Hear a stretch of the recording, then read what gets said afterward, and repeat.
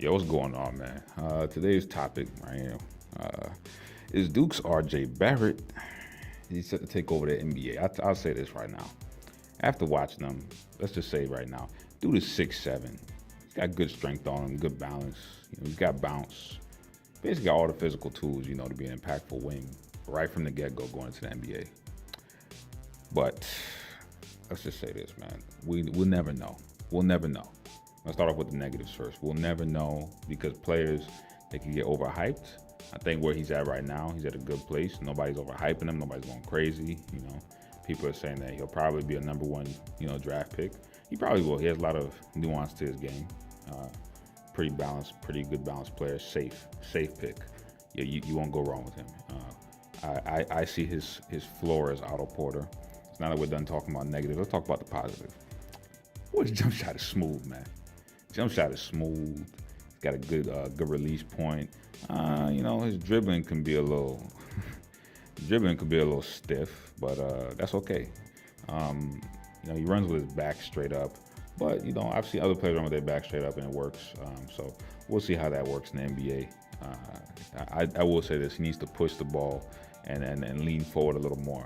Get a little more velocity out of his runs because he's long, man. He's 6'7", but he looks a little taller than that. He looks about 6'8". Shit. I saw him standing next to Zion Williamson. I was like, wait a second. I thought Zion Williamson was supposed to be 6'8". Then I saw this man, RJ Barrett, is considered 6'7", and he's taller than Zion Williamson. So I'm like, and it just came out that Zion Williamson is really about 6'6". So I'm like, motherfuckers lying about their stats again, their height. Shit, it is what it is. But shit, the dude, RJ Barrett, go back to him.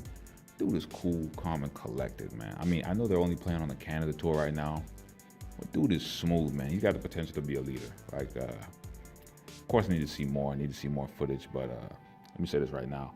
Atlanta, what I would suggest Atlanta to do is let Trae Young develop as much as possible.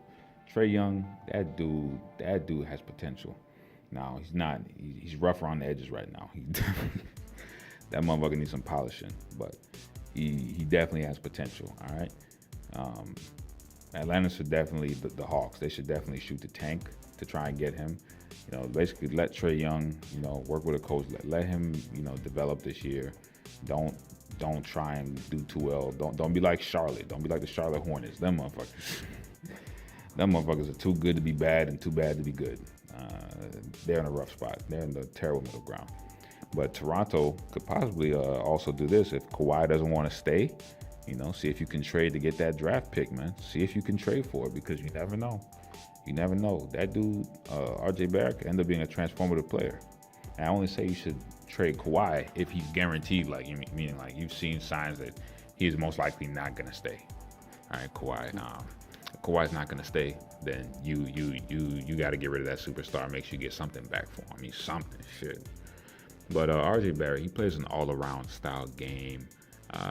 It's really similar to Scottie Pippen's offensive skill set, Big wing, push the ball, very balanced. Long, man. He's got the potential to be a great defender. He's longer than he looks. I've seen him stretch out before and cover floor, just stretching out his arms. I'm like, shit, man. This dude can get passing lanes cut off. Easy money. So he definitely has the length to be a great wing defender, but he's definitely got to move his feet a little more. Feet look a little slow.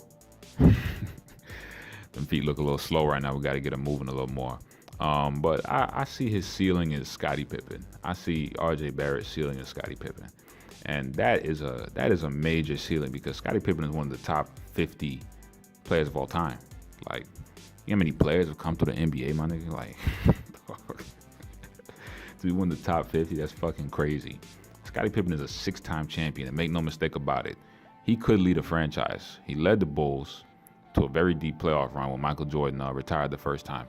He led the Bulls to a very deep playoff run. And just don't forget that Scottie Pippen was a major player for those Bulls in every championship run. He's the second best player, only behind Michael Jordan. And trust me when I say Scottie Pippen was definitely a great player. He wasn't too hot in the clutch, but Scottie get his thing done, So I definitely think RJ Barrett, he won't take over the NBA, but he's definitely gonna make an instant impact on whatever team he goes to. Why? Because he's so varied in his skill set that it's gonna be very hard for him to fuck this up unless his head just shows that he doesn't have the capability to take it on. But his father played with Steve Nash. Steve Nash is his godfather. So shit, think about growing up, Steve Nash your godfather. You getting tips from him. Shit, you know what I'm saying? Getting shooting tips from him and shit like that. But the reason I also think he could be good, and this is apart from just basketball, tell me one NBA player or one basketball player who was trash and their son ended up being worse than them. Their son is always a fucking star. Del Curry had Steph. I mean, he had Steph too, but come on, 1 out of 2. That's a really good rate. 1 out of 2 was a great player. Then we got Joe Jellybean Bryant had Kobe. Kobe was a motherfucking star. Right? We look at all these players who come from the sons of trash players. They end up being good / great. Right? Then we look at great players. They have trash sons. Michael Jordan's kids. Magic Johnson's kids are a little fruity too.